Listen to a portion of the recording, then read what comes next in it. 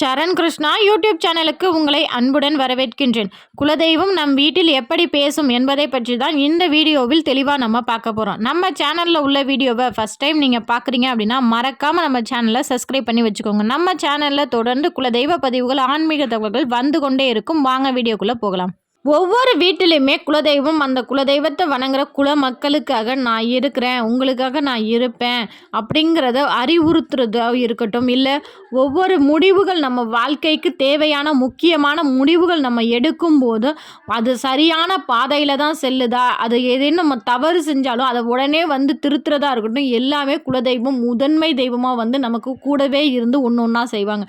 அதை நம்ம உணர்ந்து பார்த்தவங்க நிறைய பேர் உணர்ந்து பார்த்துருப்பாங்க. ஒரு சிலருக்கு தெரியாது. ஆனால் அவங்க இந்த நேரத்தில் வந்து சொல்லலைன்னா நம்ம என்ன பண்ணுறது அப்படிங்கிற ஒரு வார்த்தை இருக்குது பார்த்திங்கன்னா, அதுதான் அந்த குலதெய்வத்தின் வார்த்தை. பலரோட வாழ்க்கையிலையும் ஒவ்வொரு சில தருணங்களில் குலதெய்வமே வந்து பேசியிருப்பாங்க. அப்பேற்பட்ட தருணங்கள் உங்கள் வாழ்க்கையிலையும் நடந்திருக்கா அப்படிங்கிறத மறக்காமல் எங்களோட கமெண்ட் செக்ஷனில் ஷேர் பண்ணிக்கோங்க. நம்ம எல்லார் வீட்லேயும் ஏதாவது நம்ம வாழ்க்கையின் அடுத்த கட்டமாக இருக்கட்டும், இல்லை நம்ம குழந்தைகளை பற்றியாக இருக்கட்டும், இல்லை தொழில் சார்ந்து வீடு சார்ந்த எந்த ஒரு முக்கியமான நம்ம முடிவு எடுக்கும்போதும் பேசிகிட்டு இருக்கும்போது குடும்பத்தோடு கலந்து பேசுவோம். இது சரியாக இருக்குமா, இல்லை இதை இப்படி பண்ணலாமா அப்படிங்கிற போது உங்கள் வீட்டிலேருந்து குபேர மூலை மற்றும் கன்னி மூலையிலிருந்து பல்லிகள் சத்தமிடுவது உங்கள் குலதெய்வத்தின் வாக்கு. அதாவது நீங்கள் இந்த விஷயம் கரெக்டாக இருக்குமா அப்படின்னு நீங்கள் பேசும்போது அந்த பல்லி சத்தமிட்டுச்சு அப்படின்னா அது கரெக்டாக தான் இருக்கும், நம்ம அதை தைரியமாக செய்யலாம், அந்த முடிவை நம்ம தைரியமாக எடுக்கலாம் அப்படிங்கிறது தான் உங்கள் குலதெய்வத்தின் வாக்கு. ஒவ்வொரு வீட்லேயும் பெண்கள் பூஜை அறையில் பூஜை செய்து கொண்டிருக்கும் போது தங்களோட மன கஷ்டங்களை அந்த தெய்வத்திடம் ஒப்படைச்சிட்டு இருக்கும்போது அந்த பூஜையை முடித்ததுக்கப்புறம் பார்த்திங்கன்னா ஒரு சுமங்கலி பெண்களோ இல்லை பூக்களோ வீட்டுக்கு வருவது, அது மட்டும் இல்லை யாராவது திடீர்னு ஃபோனில் கூட கேட்பாங்க, என்ன உன் குரல் ஒரு மாதிரி இருக்கு, என்னாச்சு, எல்லாம் சரியாக போயிடும், பார்த்துக்கலாம், என்ன இதுக்கெல்லாமா போய் கவலைப்படுவாங்க. நம்ம அதுக்கு வந்து ஆறுதல் வார்த்தை மற்றவங்கள்ட்ட கேட்கவே மாட்டோம். ஆனால் அது நம்ம என்ன மனசில் நினச்சோமோ அதற்கான ஆறுதல் வார்த்தைகள் உங்கள் குலதெய்வத்தின் மூலம், இவர்களின் மூலம் கண்டிப்பாக உங்கள் வீட்டில் வந்து பேசுவாங்க. அதே போல் நமக்கு உடல் ரீதியாக ஏதாவது ஒரு பிரச்சனை வரப்போகுது அப்படிங்கிறத கண்டிப்பாக குலதெய்வம் உங்கள்கிட்டே வந்து சொல்லுவாங்க. அது எப்படின்னு பார்த்தீங்கன்னா, திடீர்னு யாராவது வந்து இப்போ ஒரு ஹெல்த்து செக்கப் பண்ணிக்கோங்களேன், அதான் நல்லாயிருக்கும் அப்படிங்கிறதா இருக்கட்டும், இல்லை என்ன இது ஒரு மாதிரி முகம் வாடி இருக்குது, இல்லை ஃபஸ்ட்டு போய் இந்த டெஸ்ட்டை எடுங்க அப்போ தான் நல்லாயிருக்கும் அப்படின்னு திடீர்னு சொல்லுவாங்க. ஆனால் அவங்க சொன்ன உடனே அதை நம்ம செய்யணும் அப்படிங்கிறது நம்ம கேட்டுக்கிட்டே இருக்கும் காதில். அவங்க சொன்னாங்களே நம்ம அதை செய்யணும், அவங்க சொன்னாங்களே அதை நம்ம செய்யணும் அப்படின்னு அதற்கு பிறகு நம்ம பார்த்தோம்னா மிகப்பெரிய ஆபத்து அந்த ஒரு சின்ன செக்கப் மூலயமோ நம்ம தெரிஞ்சுக்கிட்டு வருமுன் காப்பது போல் நமக்கு வரக்கூடிய பெரிய ஆபத்து கூட அது தடுத்துருக்கும். அதே போல் ஒவ்வொரு வீட்லேயும் ஒரு கர்ப்பமான ஒரு பொண்ணு இருக்காங்க அப்படின்னா அவங்களுக்கு மனசில் 1000 கவலை இருக்கும். ஆண் குழந்தை பிறக்குமா, பெண் குழந்தை பிறக்குமா, இல்லை நல்லபடியாக பிறக்குமா, ஏதாவது ஒரு பிரச்சனை வருமா அப்படிங்கிறப்பெல்லாம் குலதெய்வமே நேரடியாக யார் மூலியமாவது வந்து பேசுவாங்க.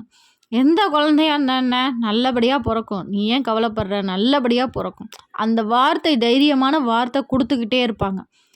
நம்ம அதே போல் ஏதாவது ஒரு மிகப்பெரிய சிக்கல் நமக்கு வரப்போகுது, நமக்கு மிகப்பெரிய கஷ்டம் வரப்போகுது, அது நம்ம குலதெய்வ எல்லைக்கு போனால் சரியாயிடும் அப்படிங்கிறப்ப அந்த குலதெய்வம் கனவுலையும் வந்து பேசுவாங்க.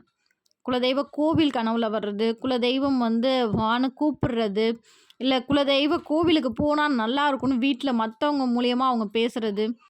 அப்படி நீங்கள் அவங்க பேசும்போது உங்களுக்கும் அந்த குலதெய்வ கோயிலுக்கு போகணும் அப்படின்னு தோணும். அப்படி போனதற்கு பிறகு உங்கள் மனக்குழப்பத்திற்கான தீர்வு கட்டாயம் கிடைக்கும். ஒரு தெளிந்த நிலையில் நீங்கள் இருப்பீங்க. நம்ம வீட்டில் ஒரு நல்ல விஷயம் நடக்க போது அது நடக்குமா என்னன்னு தெரியாமல் நம்ம கவலைப்பட்டுட்டு இருக்கோம் அப்படிங்கிறது, நல்ல விஷயம் நடக்க போகுதுப்பா அப்படிங்கிறத குலதெய்வம் எப்படி வந்து நம்மக்கிட்ட சொல்லும் அப்படின்னு பார்த்தீங்கன்னா, இப்போ ஒன்றும் இல்லை, உதாரணத்துக்கு சொல்லணும்னா அவங்க கர்ப்பமாக இருக்கணும், இப்போ வீட்டில் வந்து குழந்தை வரம் வேணும் அப்படின்னு சொல்லி நிறைய ஒரு புலம்பல் இருக்கும். இத்தனாம் தேதிலாம் தேதி வந்துருச்சு, இந்த நாட்டிலலாம் அவங்க குளிச்சிடக்கூடாது, மாதமாக இன்னும் இந்த மாதமாவது அவங்களுக்கு குழந்தை தரிச்சிடணும் அப்படின்னு சொல்லி வீட்டில் உள்ள பெரியவங்கள்லாம் ரொம்ப ஆசையாக கடவுளை வேண்டுவாங்க. கணவன் மனைவிக்குமே அந்த ஆசை இருக்கும்.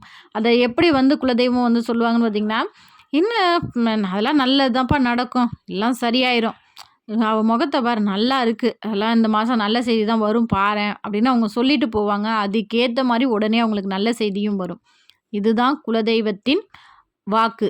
அது மட்டும் இல்லை, ஒரு சிலருக்கு வந்து ட்வின்ஸ் வேணும் அப்படின்லாம் ஆசைப்படுவாங்க. அந்த நேரத்தில் அந்த சுற்றி உள்ளவங்க ட்வின்ஸ் பேபி இருந்தால் நல்லா இருக்குமே, உனக்கு ட்வின்ஸ் தான் பிறக்கும் பாரேன் அப்படின்னு சொல்லுவாங்க. அதே மாதிரி அவங்களுக்கும் ட்வின்ஸ் பிறக்கும். இது அனைத்துமே குலதெய்வம் நம்மக்கிட்ட வந்து பேசுறது தான். நேரடியா பேசாம இவர்களின் மூலமாக உங்களுக்கு குலதெய்வத்தின் குரல் உங்க வீட்ல ஒலிச்சு கொண்டே இருக்கு. அதேபோல் ஒருவர் குலதெய்வத்தை முறையா வணங்குற குலமக்கள், அவர் வயசாயிட்டு இயற்கையா மரணம் அவங்களுக்கு வரப்போகுது அப்படிங்கிறத அவர் மூலியமாவே குலதெய்வம் பேசும். எப்படின்னு பார்த்தீங்கன்னா, எனக்கு ஒரு மாதிரி தெரியுது. முகமெல்லாம் ஒரு மாதிரி இருக்கு. எனக்கு என்னமோ நடக்க போகுது. என் கண்ணு முன்னாடி இறந்தவங்கலாம் வந்து நிக்கிறாங்க. இல்ல அது மட்டும் இல்ல, அவங்க யார் மேல அதிக பாசமா இருந்தாங்களோ, அவங்க கிட்டலாம் அடிக்கடி சண்டை போடுவாங்க. ஏன்னா குலதெய்வத்திற்கு தெரியும். இவங்க இல்லைன்னா இந்த குடும்பத்தில உள்ளவங்க எல்லாரும் கஷ்டப்படுவாங்க அப்படிங்கிறதுனால, அவங்க வந்து சண்டை போடும்போது அவங்க மேல என்ன வரும்? ஒரு வெறுப்பு வரும். அதற்கு பிறகு அவங்க மரணிச்சா அந்த அளவுக்கு பாதிப்பு இருக்காது. ரொம்ப அதிகமா அட்டாச்மெண்ட்டோட இருந்து அந்த பாதிப்பை விட கொஞ்சம் சண்டை போட்டதுக்கப்புறம் அவங்களுக்கு வர ஒரு பிரிவு வந்து பாதிப்பு சற்று குறைவாக இருக்கும். இதுவும் உங்க குலதெய்வத்தின் பேச்சு தான்.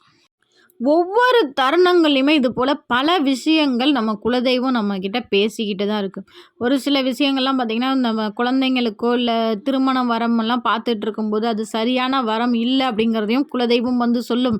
இல்லை இது சரியான வரம்னாலும், ஐயோ இவங்க தெரிஞ்சவங்க இருக்காங்க, இவங்கள நம்பி நம்ம பொண்ணை கொடுக்கலாமே, இல்லை இவங்க தெரிஞ்சவங்க தான், நல்ல பழக்கம் தான் அப்படின்னு சொல்லி தெரிஞ்சவங்கள நம்மக்கிட்ட காட்டி கொடுக்குறதும் உங்கள் குலதெய்வம் தான். ஒவ்வொரு தருணங்களையும் நமக்கு எது நல்லது எது கெட்டது அப்படிங்கிறத பார்த்து பார்த்து நம்ம பெற்றோர்கள் மாதிரி நம்ம குலதெய்வமும் ஒவ்வொரு தருணங்களையும் நம்ம கூட இருந்து நமக்காக பேசி கொண்டு தான் இருக்குது. அதை உணர்ந்தவர்கள் 1000 பேர். உங்கள் வாழ்க்கையிலும் இது போல் நடந்திருக்கா? எங்கள் குலதெய்வம் இப்படி எங்கள் வாழ்க்கையில் வந்து பேசியிருக்கு அப்படிங்கிற ஒரு தருணங்கள் உங்களுக்கு இருந்துச்சுன்னா மறக்காமல் கமெண்ட் செக்ஷனில் ஷேர் பண்ணிக்கோங்க. ஏன்னா இன்னமுமே பலரும் குலதெய்வத்தை முறையாக வணங்காமல் இருக்காங்க. உங்களோட கமெண்ட் செக்ஷனை பார்த்து இது போல் நிறையா பேரோட வாழ்க்கையிலையும் குலதெய்வம் அற்புதங்கள் செஞ்சுருக்கு அப்படிங்கிறத பார்த்தாவது அவங்களோட குலதெய்வத்தை முறையாக வணங்கட்டும்.